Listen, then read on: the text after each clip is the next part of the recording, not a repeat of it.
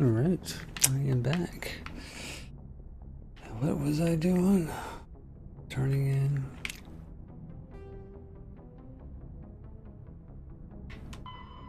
Go to Vera.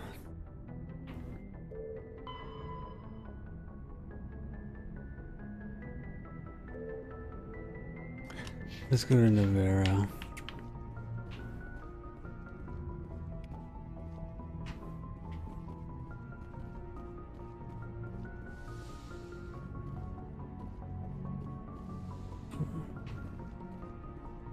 Let's see what we talk to this dude. If anyone has to take over for Captain Anderson, I'm glad it's you. I'm not sure about having non-humans on our ship, though. We're all on the same team here, Presley. With all due respect, sir, that's what they said about Nihilus. Look how that turned out. Carry on, Presley. Yes, sir.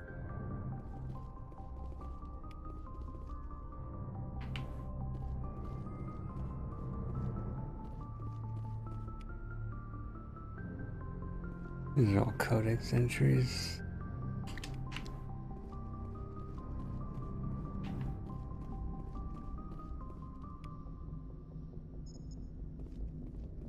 I prefer gold to silver, you know, for my medal.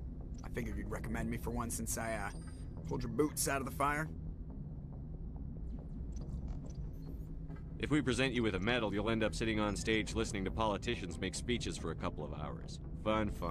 That's a good point. They'd probably make me shave, too. I spent the last 7 weeks working on this baby. No medal's worth that. So, Commander, why don't you tell me why you're really here? How's the Normandy performing? Is she everything they said she'd be? She's the best ship in the fleet. If you've got a pilot who knows how to handle her. Balance isn't what you'd expect. Takes a while to get used to that oversized drive core we got stuffed in the back, and her power can sneak up on you if you're not careful. The Normandy's probably too much ship for your average Alliance pilot, Commander. Lucky for you, I'm anything but average. Alright. I have to go. Alright, see ya. He's a humble guy, but he's on the ship.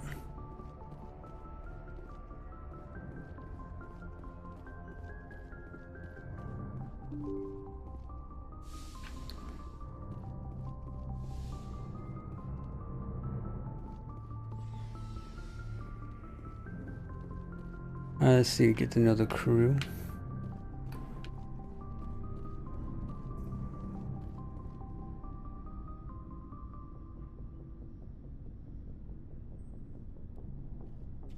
Anything you need, Commander? Just trying to get a sense of where the crew's at. Thoughts? Is this an official evaluation, Commander? Or off the record?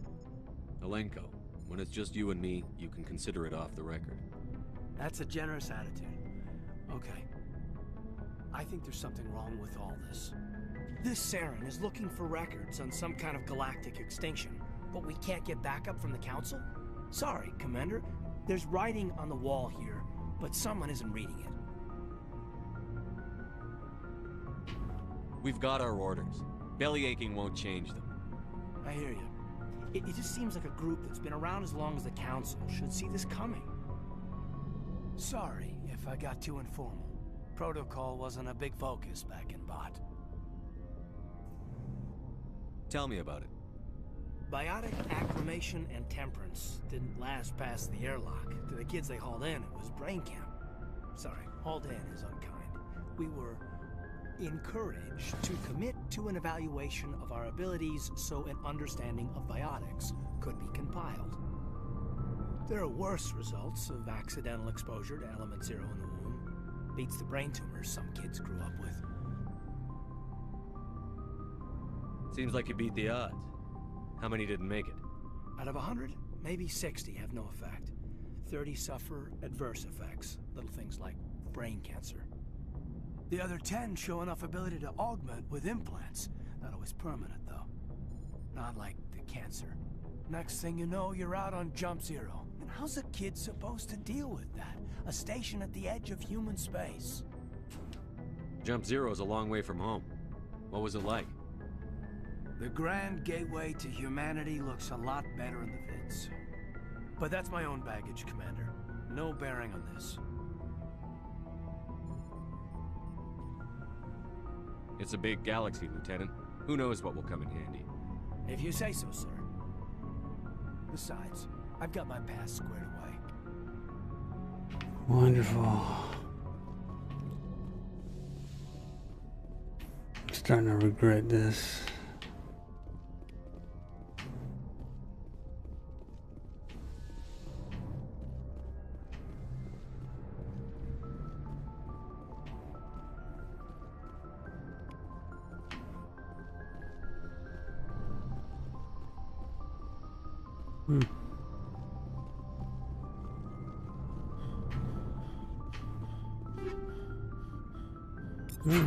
New weapons. Cool.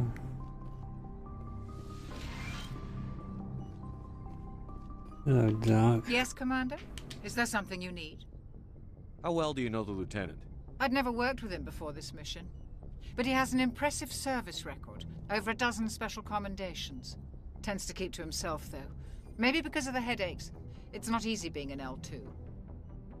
What does that have to do with it? Well, most biotics now use the L3 implants. Lieutenant Alenko was wired with the old L2 configuration. Sometimes there are complications. What kind of complications? Severe mental disabilities, insanity, crippling physical pain. There's a long list of horrific side effects. Caden's lucky. He just gets migraines. How did you end up serving on an Alliance ship? I enlisted right out of med school. Earth always seemed boring to me. Too safe, too secure. I figured the colonies were teeming with exotic adventure. I wanted to travel the stars, tending the wounds of tough soldiers with piercing eyes and sensitive souls. Turns out military life isn't quite as romantic as I'd imagined. But humanity needs the Alliance if we want to keep expanding through the Traverse, and the Alliance always needs good doctors. So I stayed on to do my part. Ever think you made the wrong choice? Sometimes I think about opening a private practice back on Earth. Or maybe taking a position at one of the new med centers out in the colonies. But there's something special about working on soldiers. If I left the Alliance now, I'd feel like I was abandoning them. I should go.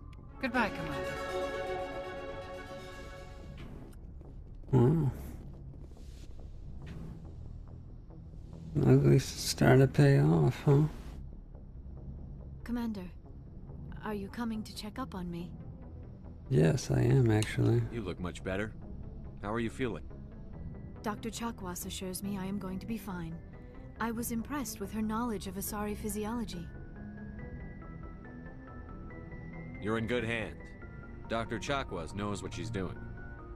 I never properly thanked you for saving me from the Geth, Commander. If you hadn't shown up, I'm just glad we got there in time. So am I. I know you took a chance bringing me aboard this ship. I have seen the way your crew looks at me. They do not trust me. But I am not like Benezia. I will do whatever I can to help you stop Saren. I promise. We'll see. Promises are easy to make, but hard to keep. I do not begrudge you your suspicions. I just hope in time you will come to trust me.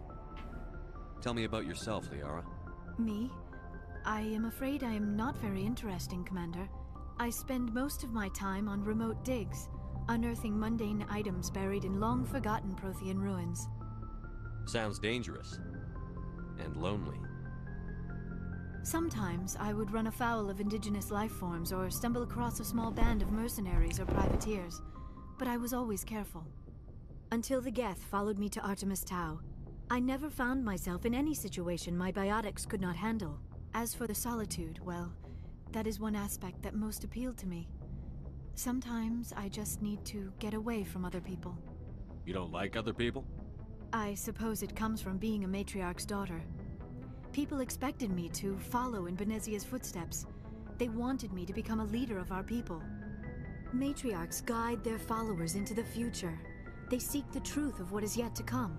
Maybe that's why I became so interested in the secrets of the past. It sounds so foolish when I say it out loud. It sounds like I became an archaeologist simply to spite Benezia. You must enjoy something about it. I love my work. Seeking out history's lost secrets has a special appeal for me. You were actually touched by working Prothean technology. That is why I find you so fascinating, Commander. Sounds like you want to dissect me in a lab somewhere. What? No, I did not mean to insinuate. I never meant to offend you, Shepard. I only meant that you would be an interesting specimen for an in-depth study. No, that's even worse. Calm down, Liara. I was only joking. Joking? Oh, by the goddess, how could I be so dense? You must think I am a complete and utter fool. Now you know why I prefer to spend my time in the field with data disks and computers. I always seem to say something embarrassing around other people. Please, well, I could just totally pretend this relate to conversation that. never happened. I'd like to know more about the Asari. We were the first species to discover the Citadel. We were instrumental in forming the Council, and we always strive to be the voice of peaceful cooperation in galactic disputes. My people believe we are all part of a single galactic community. Each species contributes something to the greater whole. Although we seek to understand other species, it seems few of them seek to understand us. The galaxy is filled with rumors and misinformation about my people. Like what? Most of the inaccuracies are centered around our mating rituals. My species is monogendered. Male and female have no real meaning for us. We still require a partner to reproduce. This second parent, however, may be of any species and any gender. I don't understand. Your species can mate with anyone? Mating is not quite the proper term, not as you understand it. Physical contact may or may not be involved, but it is not an essential element of the union. The true connection is mental. Our physiology allows us to meld with other beings. We can touch the very depths of their minds. We explore the genetic memory of their species. We share the most basic elements of their individual and racial identities.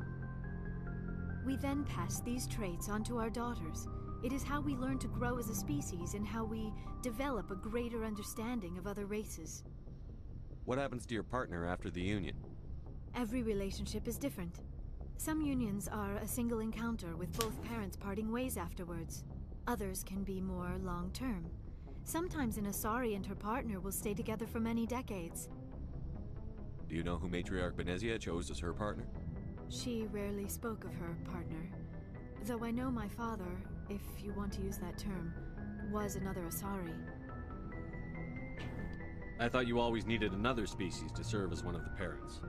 Think about it, Shepard. If we were not able to mate with our own species, we would have died out long before we ever mastered spaceflight and left our homeworld. Union with our own kind is no longer common, not for the purposes of reproduction. Most Asari believe it weakens our species. Asari daughters inherit racial traits from the father species. If both parents are Asari, then nothing has been gained, or so conventional wisdom would hold. I am what is sometimes called a pureblood. Though no Asari would ever be cruel enough to say the word to my face, it is a great insult among my people. It is possible Benezia's partner was embarrassed by their union. She may have been too ashamed to publicly acknowledge me as her offspring. How could anyone abandon their own child? I cannot answer that. This is all speculation on my part. It is possible she wanted to be part of my life, but something happened to her before she had the chance. Benezia never spoke of her partner. Whatever happened, it caused her too much pain to dwell on it. She raised me by herself, though that is not uncommon. Many Asari raise their children alone, particularly if the father species is short-lived. Often the partner will pass on long before the child reaches maturity. I should go. Goodbye, Shepard. Well, that's quite a conversation. Learned a lot, though.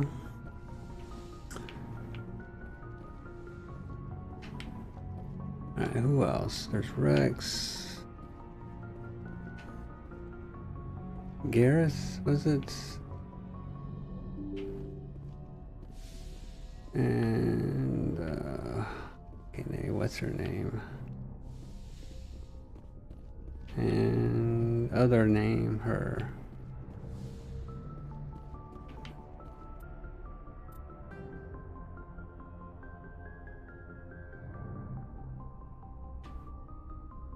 There's another. The hell?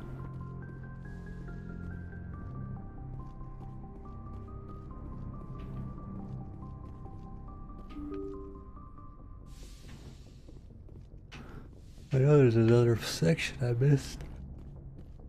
This to be. Here we go.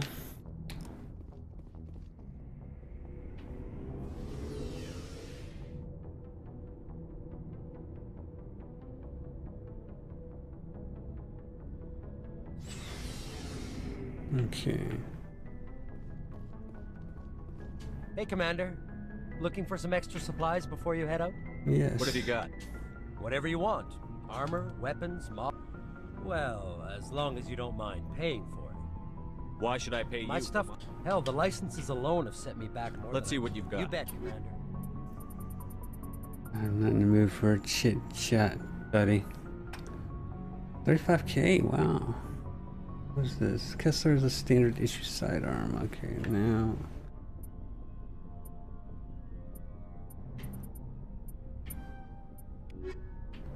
I'm not interested. Commander, nice work out there. I knew working with a Spectre would be better than life at CSEC. Have you worked with a Spectre before? Well, no, but I know what they're like. Spectres make their own rules. You're free to handle things your way. At CSEC, you're buried by rules. The damn bureaucrats are always on your back.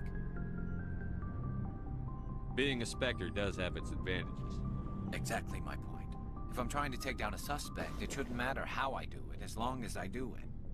But CSEC wants it done their way. Protocol and procedure come first. That's why I left. So you just quit because you didn't like the way they do things? There's more to it than that. It didn't start out bad, but as I rose in ranks, I got saddled with more and more red tape. CSEC's handling of Saren was typical. I just couldn't take it anymore. I hated it. I hope you made the right choice. I'd hate for you to regret it later.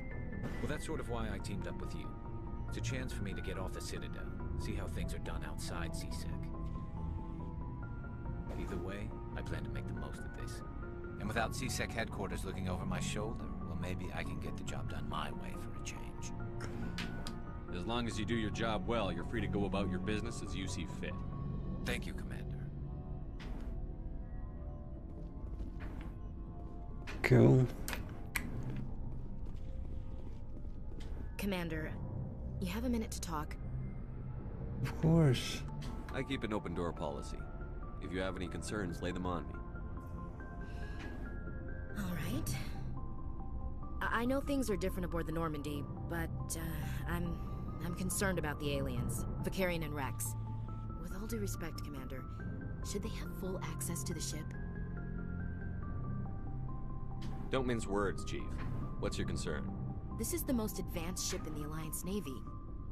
I don't think we should give them free rein to poke around the vital systems. Engines, sensors, weapons.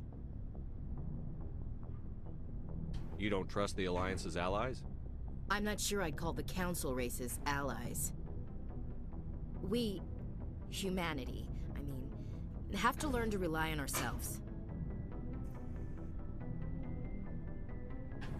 Standing up for ourselves doesn't mean standing alone. I don't think we should turn down allies. I just think we shouldn't bet everything on them staying allies. As noble as the council members seem now, if their backs are against the wall, they'll abandon us. You've got a pessimistic view of the universe, Williams. A pessimist is what an optimist calls a realist. Look, if you're fighting a bear and the only way for you to survive is to sick your dog on it and run, you'll do it. As much as you love your dog, it isn't human. It's not racism, not really. Members I don't of like their that species analogy. will always be more important to them than humans Dogs are family.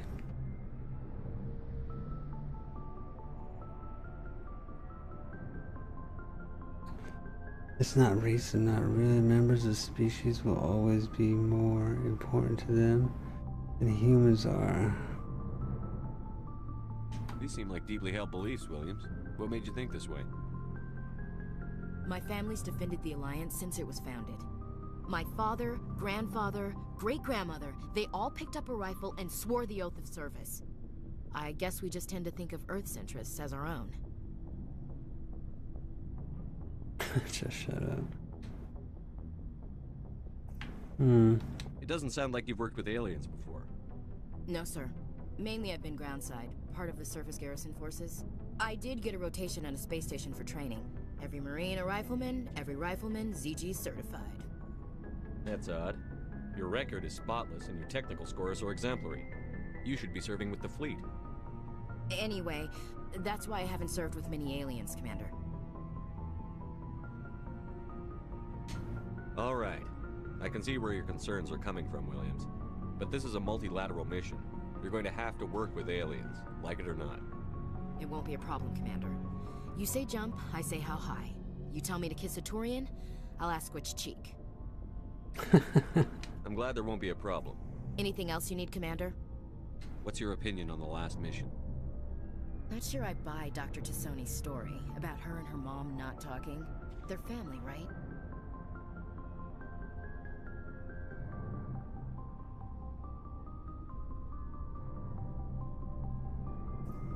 I'm not sure I believe it either. It's better to have her where we can see her. That makes sense. Too bad those ruins got destroyed. I mean, they lasted thousands of years. That's impressive. We'll talk later, Williams. Looking forward to it, sir. I got experience with her, but I didn't get it with him.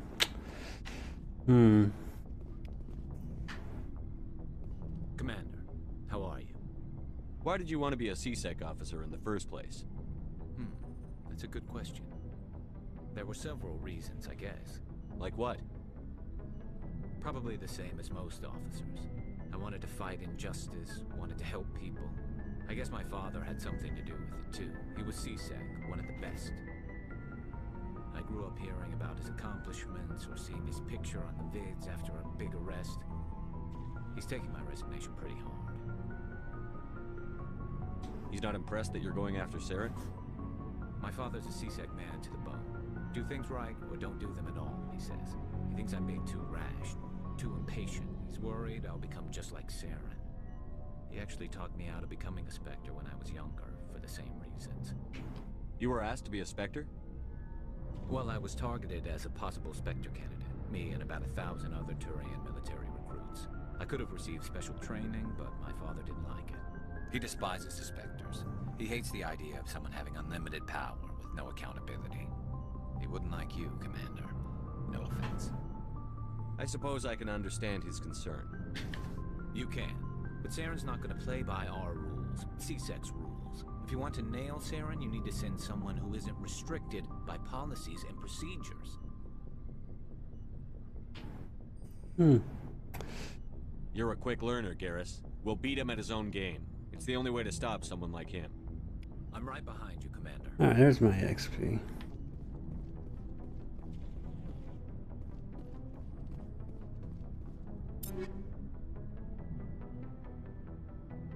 What is this? Tally, she's a pistol girl.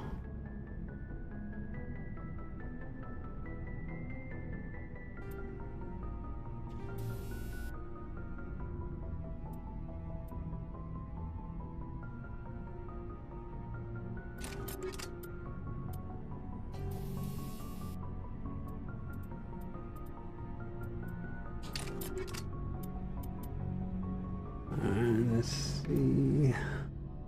Serve 170. That's not bad, huh?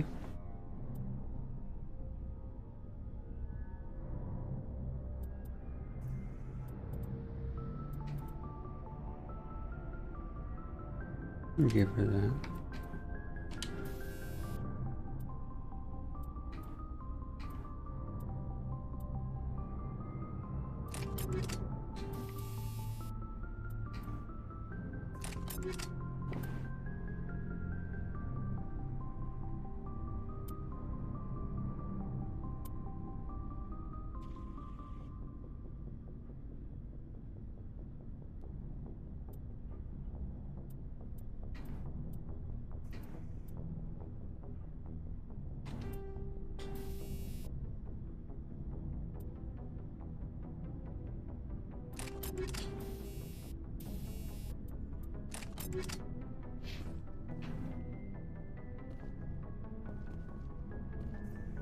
That's cool, I can do it all here. Useful.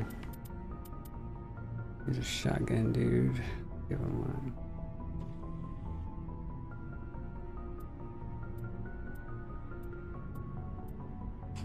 Let's give him that. Looks good.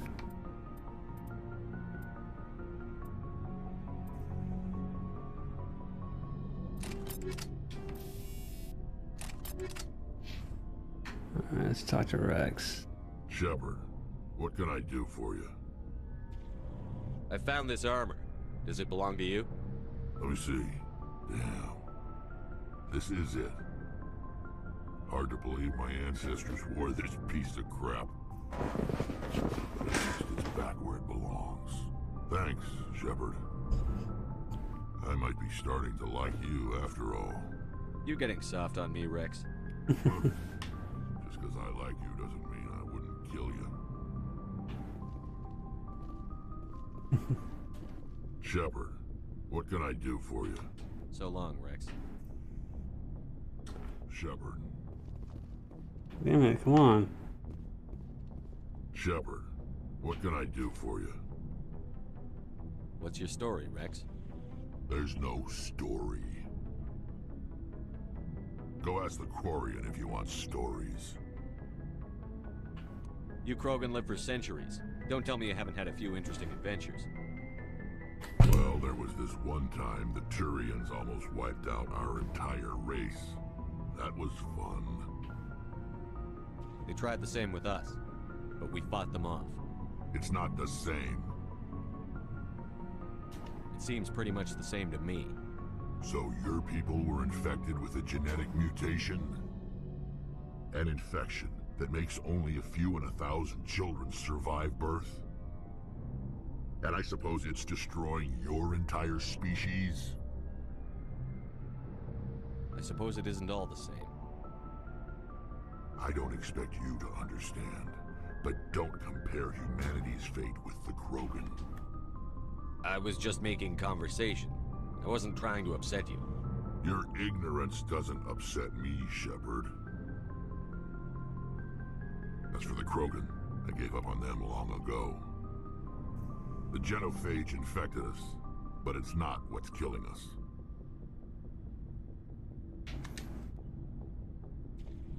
What can you tell me about the genophage?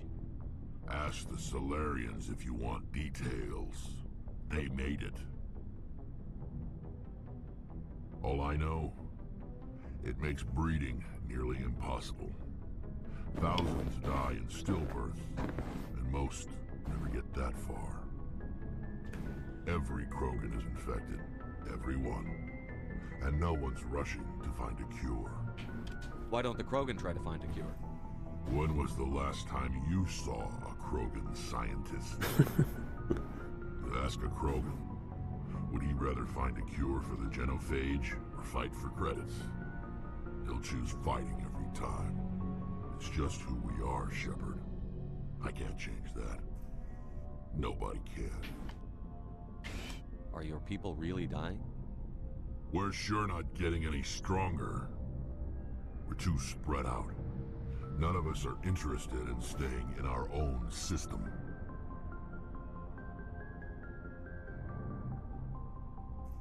Lots of species have left their homes and prospered. But they go to colonize new worlds. We're not settlers. We're warriors. We want to fight. So we leave. Hire ourselves out. And most of us never go back. So long, Rex. Shepard. Alright. Any more? One more. What's her name? Tally.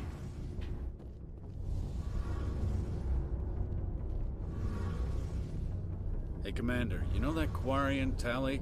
She's been spending all her time down here asking me about our engines. I'll tell her to leave you alone. What? No, she's amazing. I wish my guys were half as smart as she is. Give her a month on board and she'll know more about our engines than I do. She's got a real knack for technology, that one. Oh, man, I can say what you want. really comfortable.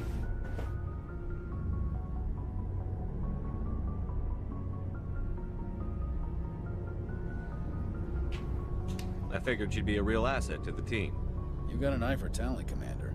but I'm guessing that's not why you came down here. I want to know more about the Normandy. She's the best ship I've ever served on. Probably the fastest vessel ever designed. And she's the only one using the new Tantalus drive core. Proportionally, it's about twice the size of any other vessel. Not only are we faster, but we can run at FTL speeds longer before we have to discharge the core. Fill me in on the IES stealth systems. How does it work exactly? You can't hide a ship out in space. They emit too much heat and radiation. Too easy for sensors to pick them up, unless you find a way to capture those emissions. So our stealth systems trap the energy we give off in storage sinks built into the ship itself. No emissions to give away our location. Eventually the sinks have to be vented. More than a few hours silent running and they overheat. Cook us inside our own hull. There's no way for anyone to detect us?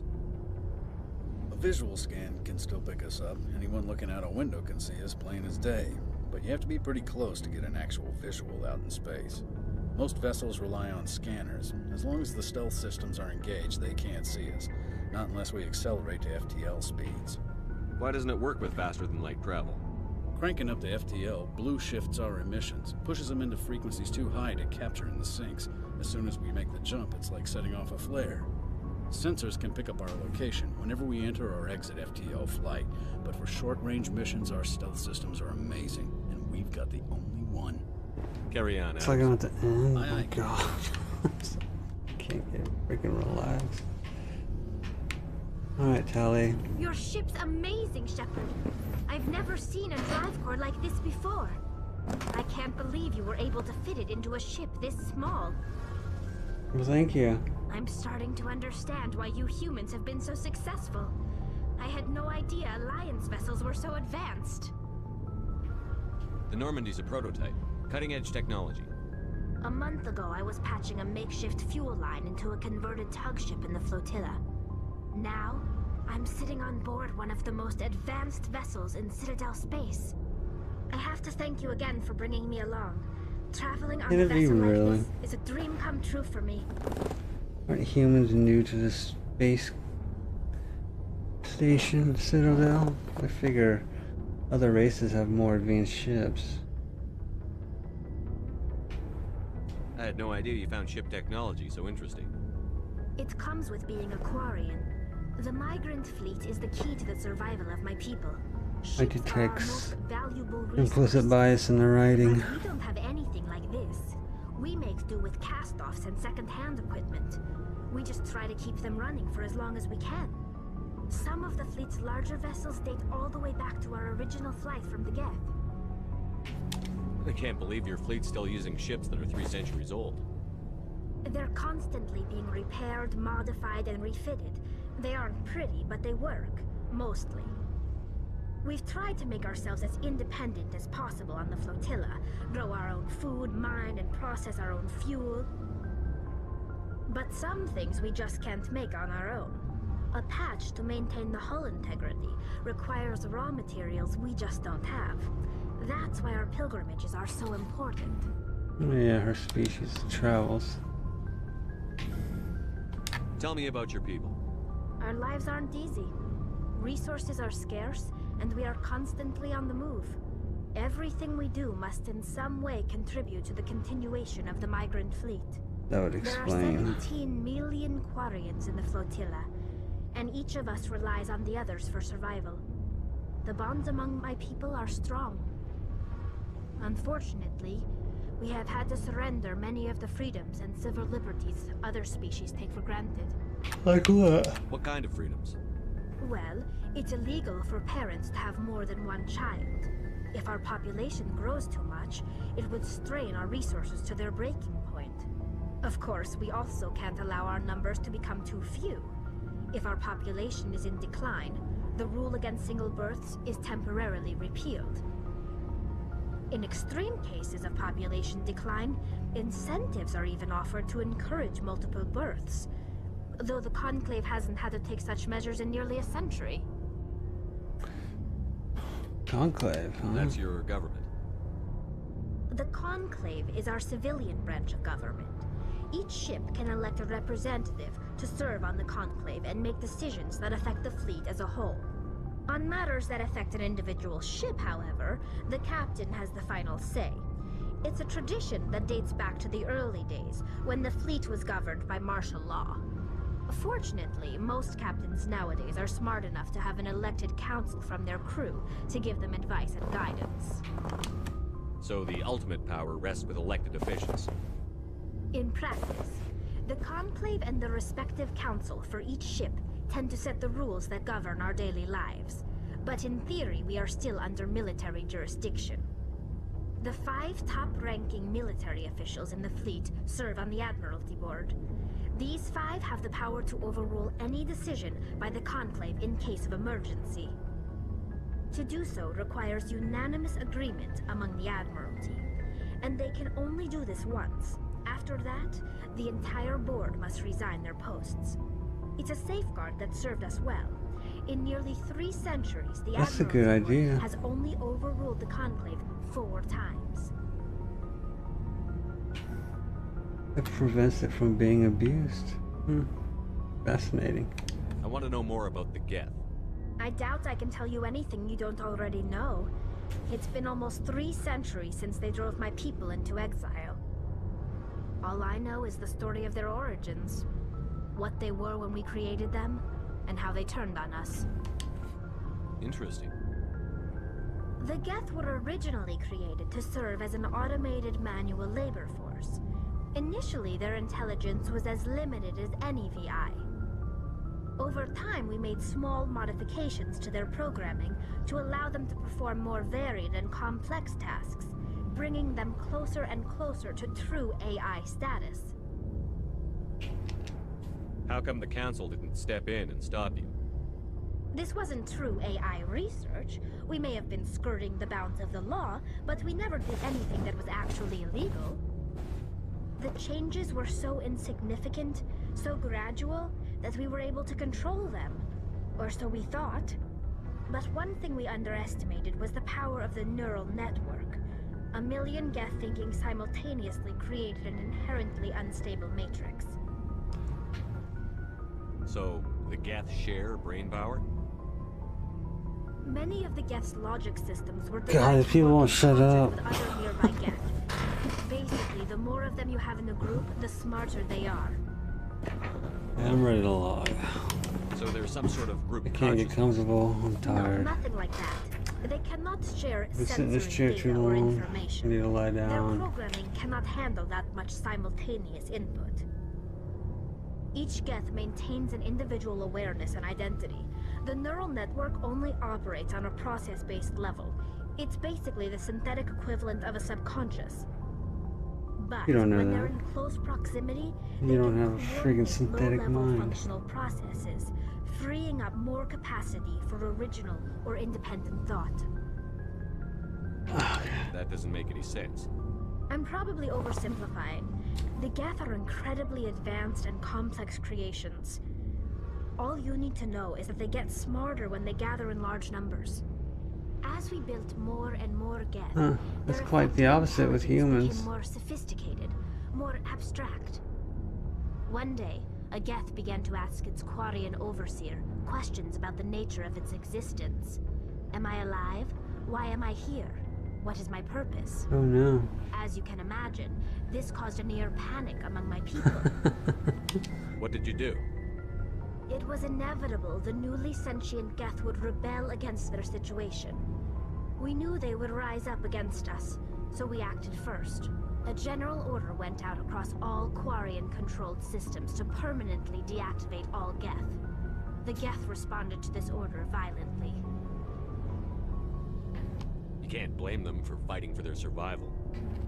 We had no other choice. The Geth were already on the verge of revolution. By acting quickly, we had a chance to end the war before it began. The hope was that most of the Geth would still be little more than machines, incapable of organized resistance. But they had progressed much further than anyone anticipated. The war was long and bloody. Millions upon millions of Quarians died at their hands. In the end, we were forced to flee our own homeworld. We feared the Geth would pursue us, but they never came beyond the veil. Now we drift through space, Exiles searching for a way to reclaim what was once ours. Alright, I gotta go. I'm tired. See you later. Yeah. I'll have to continue that later. That's fascinating shit. I stayed offline too long. I didn't make my cookies.